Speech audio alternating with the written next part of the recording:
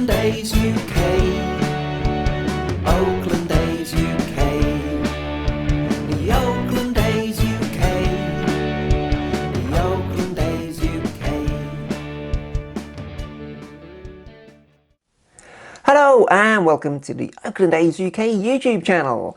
I'm Matt Smith. It is Sunday the 7th of June and we're back for another update.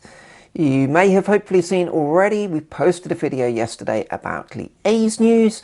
Our owner John Fisher has finally decided to do the right thing and pay the minor leaguers. So if you haven't seen it already, please do check that video out.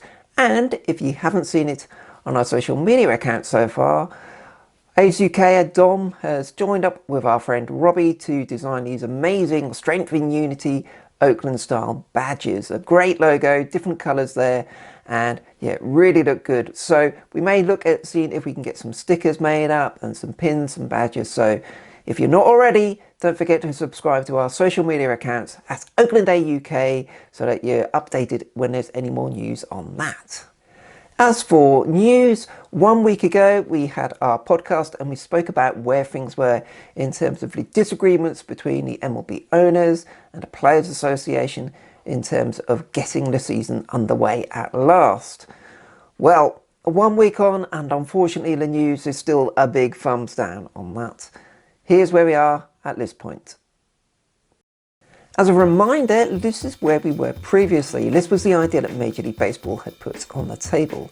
There would be a spring training during June, spring training version 2, so 3 weeks of spring training in June, and then an 82 game regular season starting from the beginning of July. The idea was something around the 4th of July, Independence Day, it would have been perfect. Well, of course, because it's perfect, the MLB owners and the Players Association have found a way to stuff it up.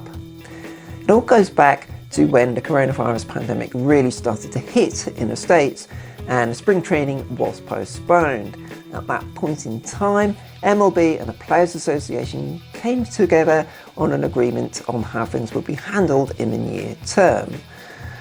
The Players Association are clear in their minds that it was agreed at that point that players would get prorated salaries when games would finally get going again. However, the MLB owner side is that, well, they talked about that, but the language in the agreement made clear that they may need to be revised.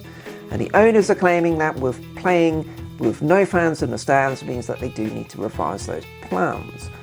Well, Players Association are not convinced, and let's be honest, the MLB owners are not doing a good enough job at the moment at convincing the union otherwise. So the Players Association have come up with their own proposal. That was a 114 game regular season. It would go on all the way through October, then with playoffs that would take place in November, possibly stretching into December. Unfortunately, on Wednesday, Major League Baseball decided to reject those plans. In some ways, not too much of a surprise, although the union have tried to argue this, trying to play on through October and then doing the playoffs in November into December. There are clear issues with that in terms of bad weather, potential postponements, and of course, always the possibility that once we get into those later winter months, coronavirus may hit a second peak, in particular with the fact that that's the sort of time of year when elderly people tend to get chest infections anyway, so you see a rise in healthcare need. So Major League Baseball wants to try and get a season in, but to do it as quickly as possible. That went against the Players Association argument, and so the owners rejected the current Players Association proposal on Wednesday. The following day, on Thursday, the Players Association had a conference call with about 100 people on the call, and apparently the players were all unanimous. They are determined to stick to the point that they should get prorated salaries for whatever games they play. They're not happy with Major League Baseball trying to claim that they can't afford it, and therefore we are stuck with where we are. The Players Association currently are not going to come forward with another proposal, and unfortunately it doesn't look Major League Baseball are going to do either.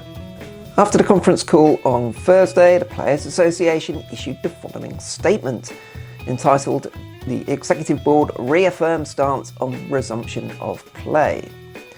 So the statement came from the Executive Director, Tony Clark.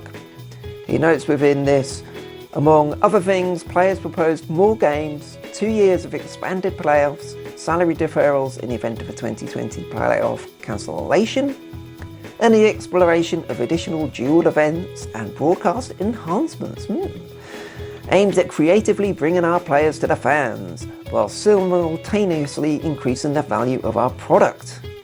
Rather than engage, the league replied it will shorten the season unless players agree to further salary reductions.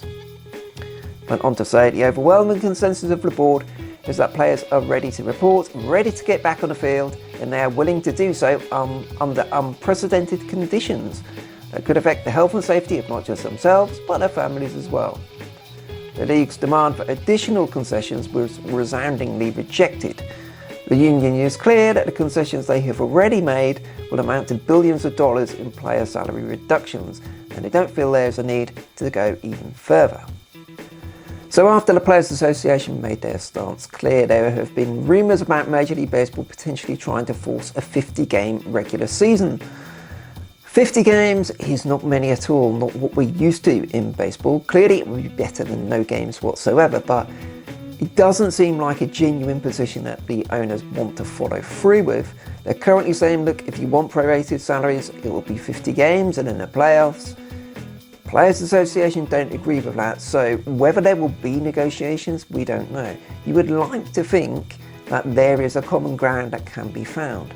Unfortunately, it almost seems like because there is so much anger and bitterness between the two sides, so much real lack of trust because of years of labour disputes and disagreements over the finances of baseball, it's getting really hard to find that common ground. In fact, it almost feels like the fact that this is making baseball look absolutely terrible, far from encouraging the sides to come to an agreement, it's making them dig their heels in even further. They're hoping that the other side will finally give in. But at this point, that doesn't look like it's going to happen. And the people who are losing out is everybody. So where on earth does that leave us? Well, currently it leaves us with no baseball and no current plans for there being baseball. You do think that there has to be a way out of this. There has to be some common ground that can be found. And when you think about how important it would be for baseball to get back going, clearly it's possible to do it safely.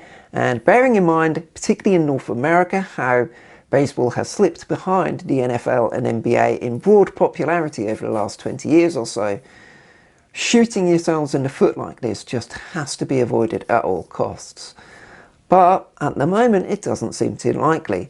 All we can hope for as baseball fans is that cooler heads will prevail at some point, and you have to be honest that this needs to happen fairly soon, because the 50-game regular season proposal doesn't seem like much of a proposal at all.